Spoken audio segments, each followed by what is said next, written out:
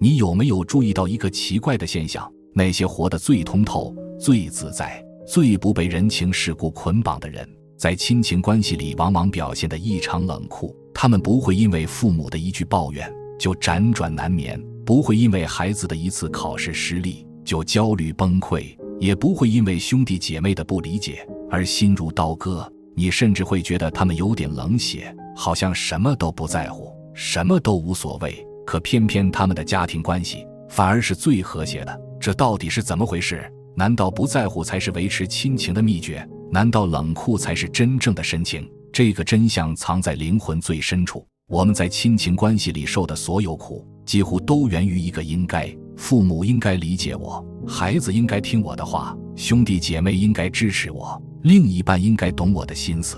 可是你有没有想过，这些应该到底是从哪里来的？是谁规定的？是天经地义的吗？不是的，这些应该全部都是你自己编出来的剧本。你在心里写好了一个故事，规定了每个人的角色和台词，然后你期待他们按照你的剧本来演。可现实是什么？现实是每个人都有自己的剧本，没有人会完全按照你的想法去活。当现实和你的剧本不符的时候，你就痛苦了。佛学里有一个非常重要的概念叫缘起性空，意思是世间一切事物，包括人与人之间的关系，都是因缘和合而生的，它不是固定不变的，它时时刻刻都在变化。你的父母不会永远是你记忆中的样子，你的孩子不会永远需要你，你的兄弟姐妹也不会永远和你站在同一边。这不是悲观，这是事实。当你真正接受了这个事实，你才能从那些无谓的执着中解脱出来，你才能明白，真正的爱不是抓住，而是放手；不是控制，而是祝福；不是要求对方变成你想要的样子，而是允许对方成为他自己。这就是为什么那些活得通透的人，在亲情里看起来那么冷酷，因为他们已经看透了所谓的热情和关心，如果建立在执着和控制之上，那根本不是爱，而是一种变相的伤害。接下来我想讲3个故事给你听，这3个故事来自不同的时代，不同的背景，但他们都指向同一个真相。听完他们，你会对亲情中的冷酷有一个全新的理解。第一个故事发生在春秋时期的鲁国，孔子有一位弟子名叫曾参，也就是后世所称的曾子，他是孔子最得意的门生之一，以孝道闻名天下。曾子写过《孝经》，一生都在践行孝的准则。可就是这样一位大孝子，却有一个让他耿耿于怀的心结。他的父亲曾皙，曾皙是个性格刚烈、脾气暴躁的人。曾子小时候，父亲对他极其严厉，动辄打骂。曾子从不反抗，每次被打都默默忍受，甚至被打倒在地还要爬起来，恭恭敬敬地站好。当父亲消气，邻居们都说曾参真是孝顺啊，天底下没有比他更孝顺的孩子了。可孔子听说这件事后，非但没有夸奖曾子，反而非常生气。他把曾子叫到跟前，说了一番让曾子怎么也想不到的话。孔子说：你父亲打你的时候，你为什么不跑？曾子愣住了，他从来没有想过这个问题。在他的观念里，父亲打儿子，儿子就应该受着，这才是孝。可孔子却说：小杖则受，大杖则走。如果父亲拿的是小棍子，你受着没关系，可如果父亲拿的是大棍子，你还站着不动，万一被他打伤了、打死了，你父亲就会背上杀子的恶名。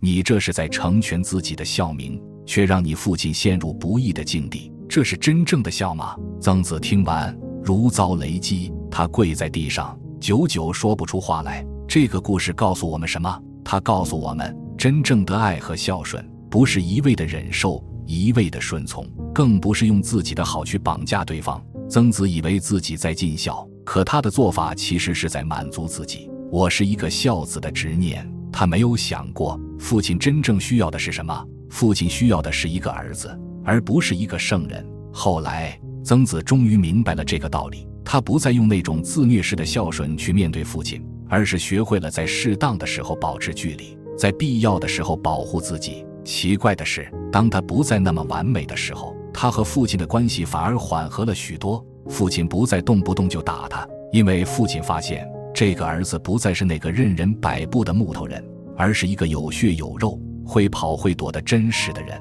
你看，这和前面佛陀说的那个道理如出一辙。你以为你在付出，其实你是在控制；你以为你在尽孝，其实你是在满足自己的执念。放下那个我应该做到极致的念头，你才能看清真正的关系。这就是第一个故事要告诉我们的。真正的孝不是忍辱负重，而是不让爱变成彼此的枷锁，认清自己的局限，允许对方犯错，也允许自己不够好，这才是解脱的开始。第二个故事发生在1000多年前的唐代，有一位著名的禅师，名叫赵州从审。赵州禅师80岁才开始行教，后来住持赵州观音院，留下了无数禅宗公案。可在他年轻时，有一段不为人知的往事。赵州禅师俗家姓郝，出生在一个普通的农户家庭。他从小就对佛法有浓厚的兴趣，10几岁就偷偷跑到寺院听经。他的父亲郝老汉是个老实巴交的庄稼人，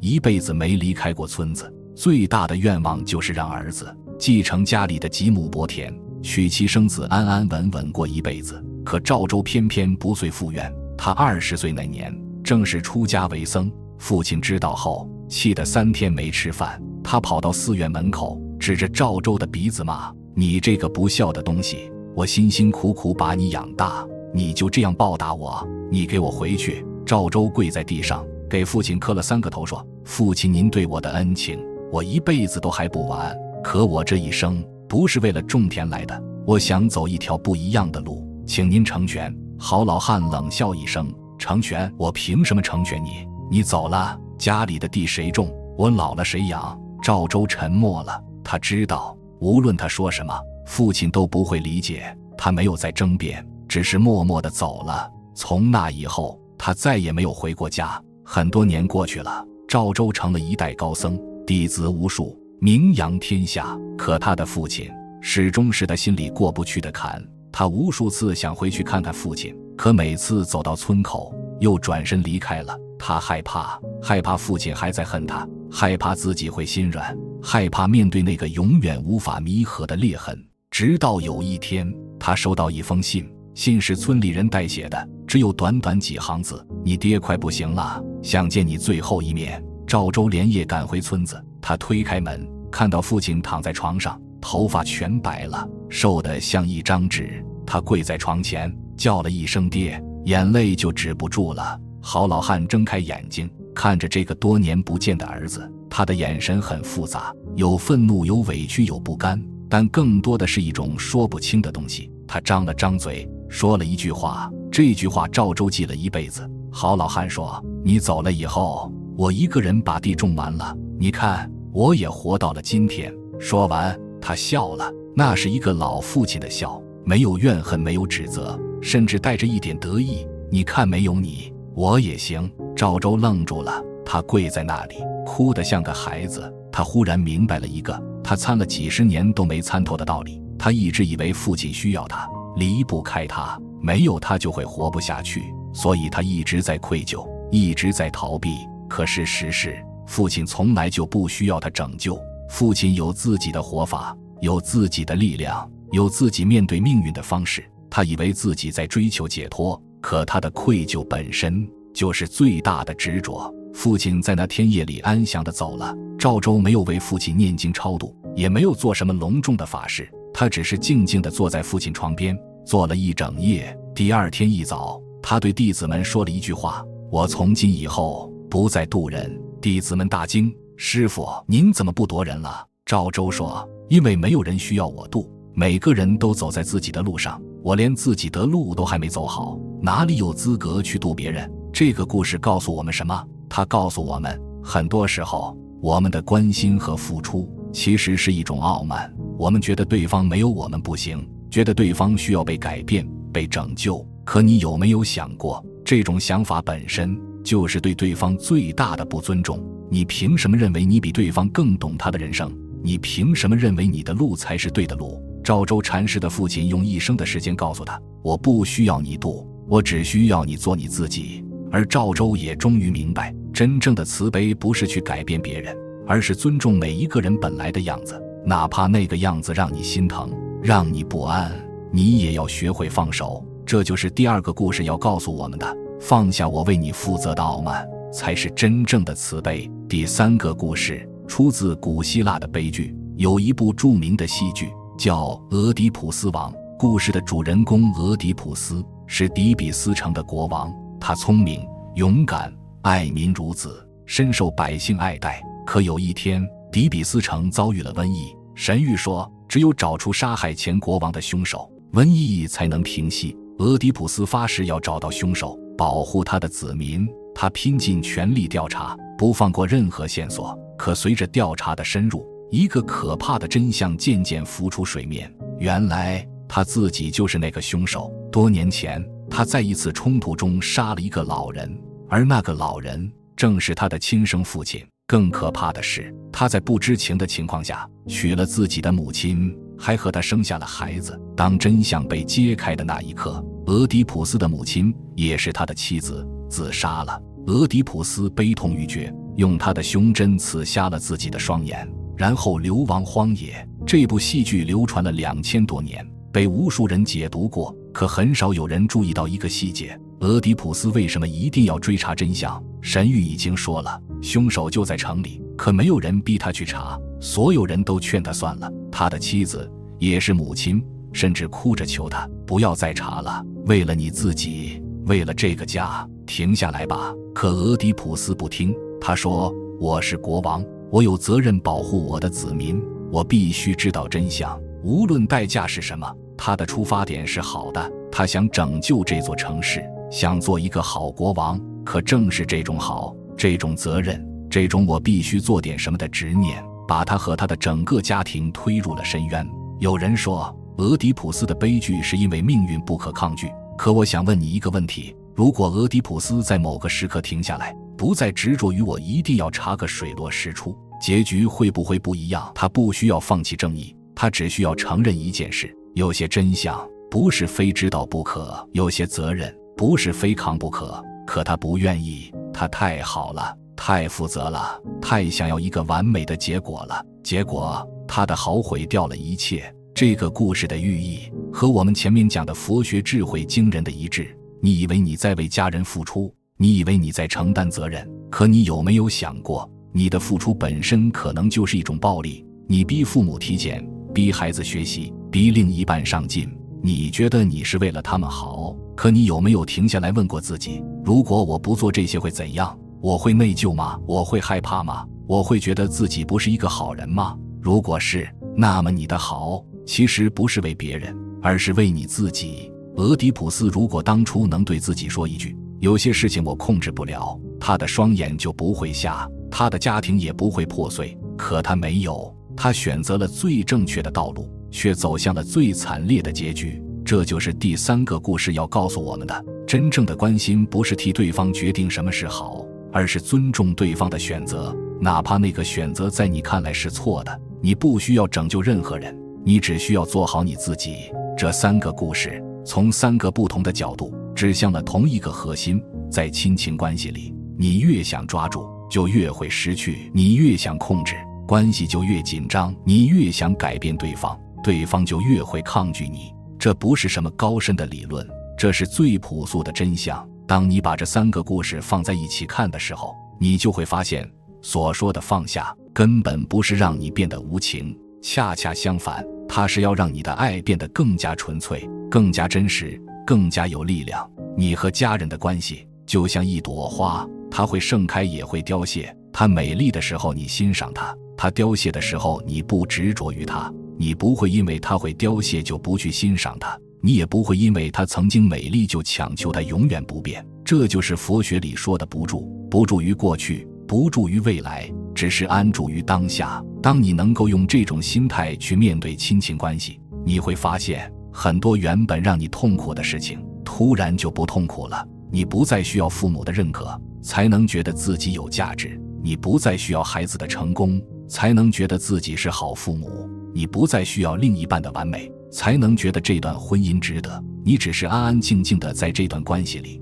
做好你能做的事，然后随缘。这就是冷酷背后真正的含义，不是不在乎，是不执着，不是无情，而是一种更高层次的友情。说了这么多道理，你可能会问，具体应该怎么做呢？有没有什么实际的方法？可以让我在日常生活中实践这些智慧？有的。接下来我给你4个层次的修行方法，从浅到深，你可以根据自己的情况来选择。第1个层次叫做认清界限，这是最基础的一步，也是最重要的一步。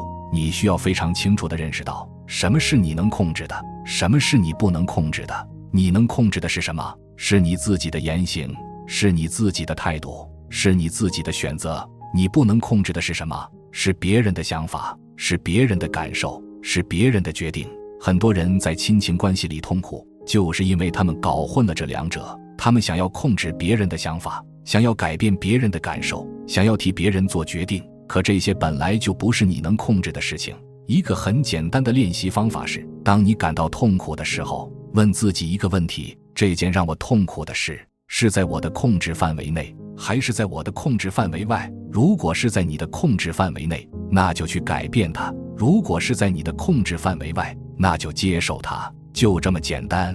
第2个层次叫做放下应该，这个比第1个层次更难，因为应该这个东西已经深深地刻在我们的脑子里了。父母应该爱孩子，孩子应该孝顺父母，夫妻应该互相理解，兄弟姐妹应该互相帮忙。这些应该看起来好像天经地义，可它们恰恰是痛苦的根源。为什么呢？